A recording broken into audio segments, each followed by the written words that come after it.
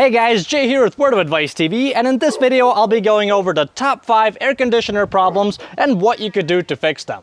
Now I just want to point out that this is going to be more of a reference video, so if you're watching this because your AC is not working and you have no idea where to start, I have a different video called AC unit not turning on and how to fix it. There I go into a lot of details, step by step troubleshooting. It's a pretty simple video that you could follow along that can help you narrow down the problem and hopefully fix it. And this video itself is a shortened version of my video of top 10 AC problems where I go over about 30 different problems and what you could do to fix them. But in the comments section of those videos, I still get so many questions of people asking me how to do something, and I already have a video that explains it thoroughly, how to do it, how to fix it, how to find the ratings and whatnot. So I'm making this video, top 5 AC problems, as more of a reference video. Every single problem I'm going to be listing, I'm going to be directing you to a couple of videos that can help you with that specific problem. Anyway, that's it for the intro. Let's begin. Problem number 1. This is by far the most common AC problem there is. In fact, I even have a video called The Most Common AC Problem, and that's what it's about. Problem number 1 is a bad capacitor. The symptoms of a bad capacitor are usually pretty easy to spot. What will happen is the fan inside the house is going to be running, but it's going to be blowing hot air, or basically room temperature air, and the unit outside will not be running at all. And if you stand by it when you turn your AC on, every 30 seconds or so, you might hear a buzz, like the air conditioner is trying to start, but it fails to start. If you see something like that, that is almost for sure a bad capacitor. Another one, which is a little bit more tricky, is when the fan inside is working, and even the fan outside is working, but the compressor is not working.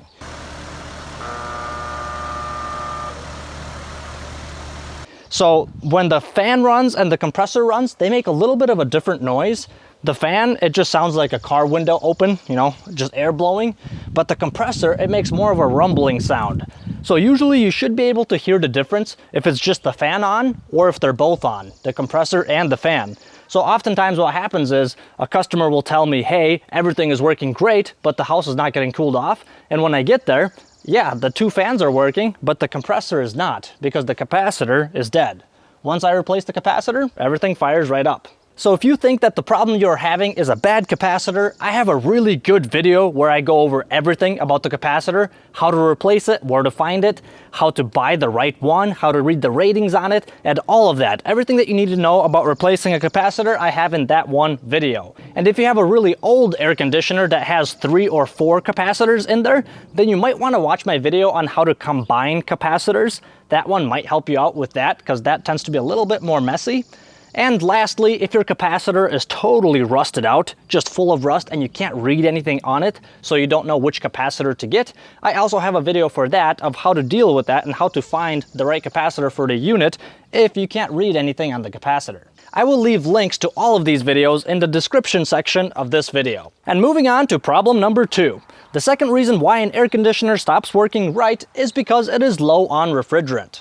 Unfortunately, this problem is a little harder to deal with, and most likely you will need a technician to come out to get that fixed. And the most common symptoms of a unit being low on refrigerant is when everything is running, the fan inside is running, everything outside is running, the fan and the compressor, yet the house is not cooling off. Or maybe it is cooling off, but it just never reaches the set point. If you have your thermostat set to, let's say, 75, it never gets there. It just hovers around 78 and it struggles to go down. That could be a sign that your unit is low on refrigerant. But before you jump to that conclusion, one thing I would try doing is washing down the condenser unit. It might be dirty. If you're not sure how to do that, I have a video for that as well. Maybe after you wash it down, that might just be all it needed. Or if you haven't replaced the furnace filter in a long time, try replacing the filter and see if that makes a difference. If you did that and it's still not cooling, there's one easy test that you can do just to confirm that it's not cooling enough, and that is to measure the temperatures into ductwork by the furnace. So let's go inside and I'll show you real quick what I'm talking about. Okay, we're in the house and we're gonna measure some temperatures. I'm gonna use a probe thermometer like this. You can use any thermometer as long as you're gonna be able to stick it into the ductwork somehow. But we just wanna get the temperatures between the supply and the return. Well, actually this is the return. Usually wherever your filter is going to be. So our filter is right over here. That's going to be your return. And whatever is coming out from the furnace, that's going to be the supply. So we want the temperature difference between the two, which should be, on a normally working air conditioner, it should be somewhere between 15 to 20 degrees. So let's try it. You can insert your thermometer into one of these canvases, these flexible things. And if you're worried about making a hole in it, don't be.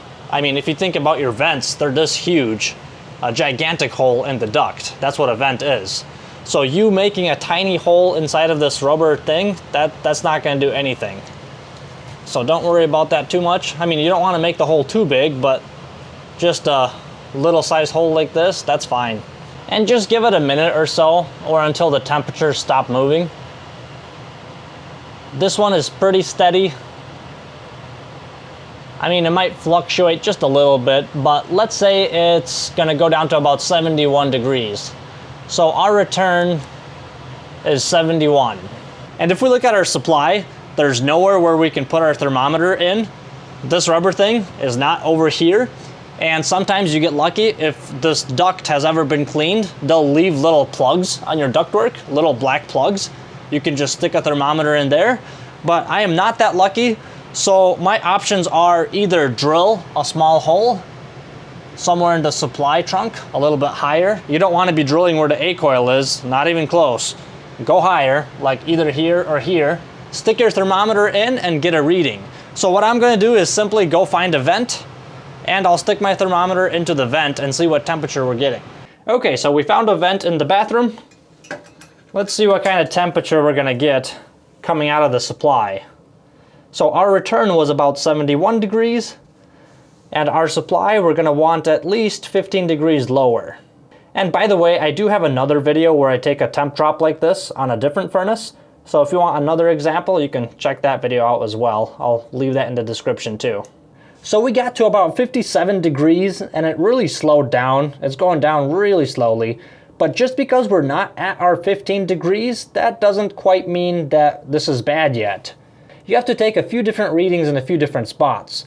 So you can try a few other vents or maybe the ductwork in the basement. Get a few different reads before you come to a conclusion. Let's see if this will make a difference, even if I just move this thermostat over here. Because sometimes the airflow is a little bit stronger on the sides of these vents instead of the middle. Okay, so I gave it another half a minute, and as you can see, we got down to 56.1. So we're exactly at 15 degrees. And I bet you if we checked the supply ductwork down in the basement, if I were to drill a little hole there, that would probably be even a little bit lower. So as long as you're in the range of 15 to 20, that's a good sign. That means your air conditioner is working well, it's cooling well.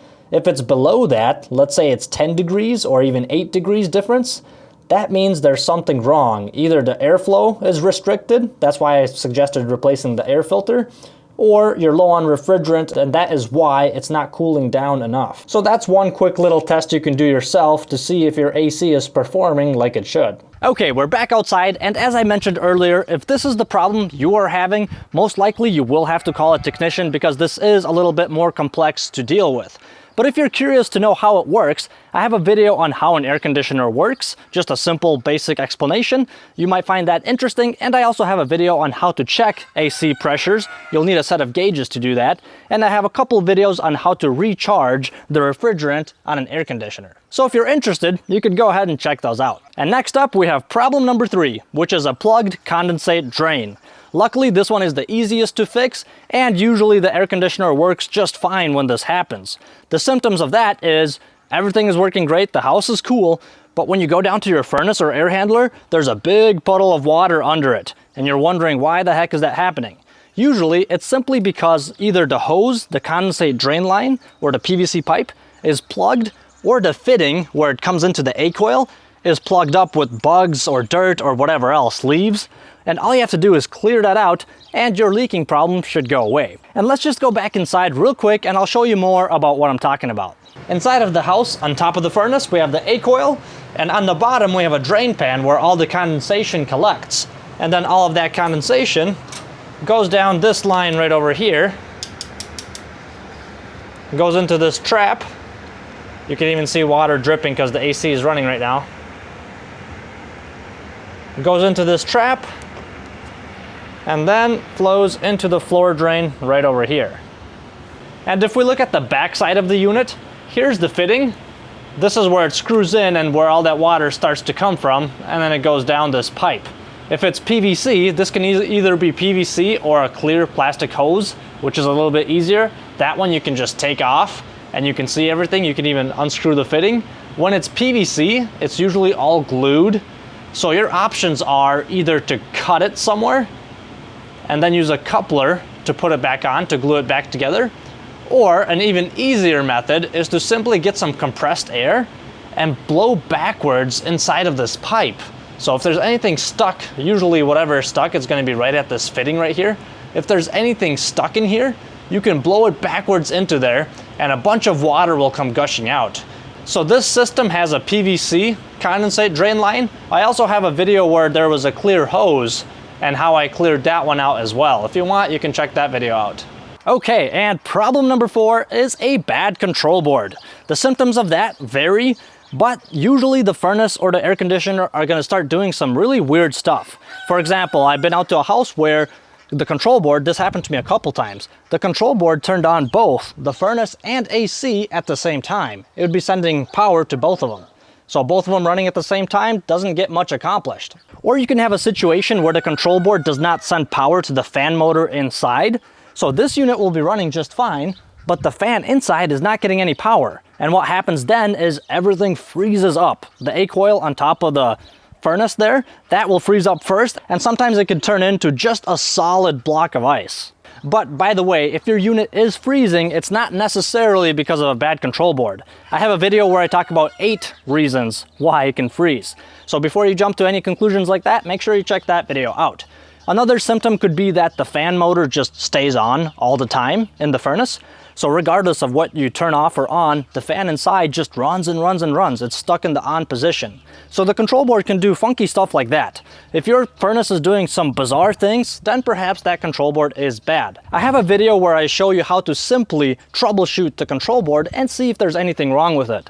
Unfortunately, if you don't have a meter, then you will need to get one, because to troubleshoot the control board, you will need a meter. And reason number 5 is a bad condenser fan motor. This one is pretty obvious. The fan inside is running.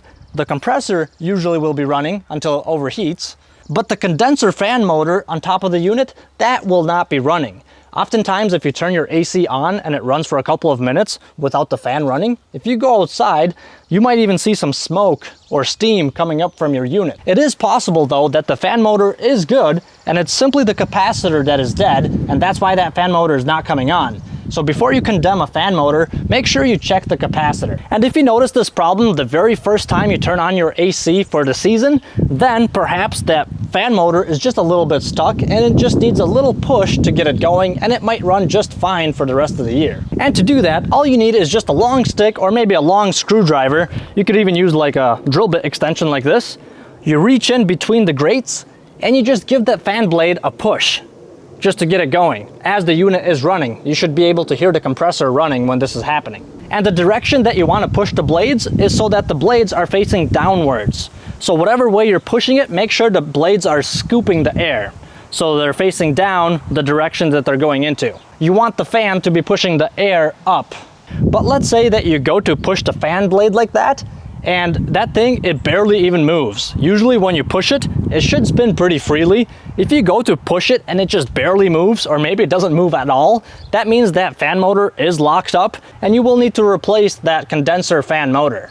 And if you are not sure if your condenser fan motor is bad or not, I do have a video where I talk about how to check if it's bad or not to confirm it. And if you get a new motor and the wires are different than the old one, I also have a video on how to wire a condenser fan motor, whether it be 3 wires or 4 wires. So if you find yourself stuck with that problem, that video will help you out. Lastly, if you need an example to see how it's done, I have a video where I replaced the motor on this unit right here, and you can watch exactly how I do it, and I tell you some tips and tricks along the way. Well, there we have it. Those were the top 5 AC problems. I hope you found this video useful. If you have any other questions, please let me know in the comments below. If you enjoyed this video, please don't forget to mash that like button on the way out.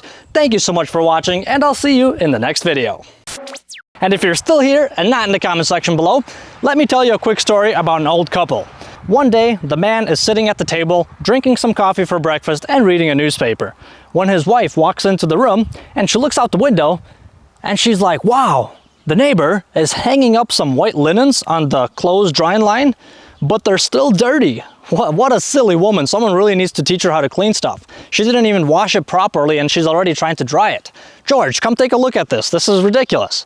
So George gets up, he looks out the window, and he says absolutely nothing. He just sits back down and keeps reading the newspaper. The wife just shrugs and walks off. In a week, the same exact thing happens again. She's looking out the window and she's like, George, this is ridiculous. Somebody should tell her that the linens are still dirty. And once again, George just looks out the window, says nothing, keeps reading his newspaper.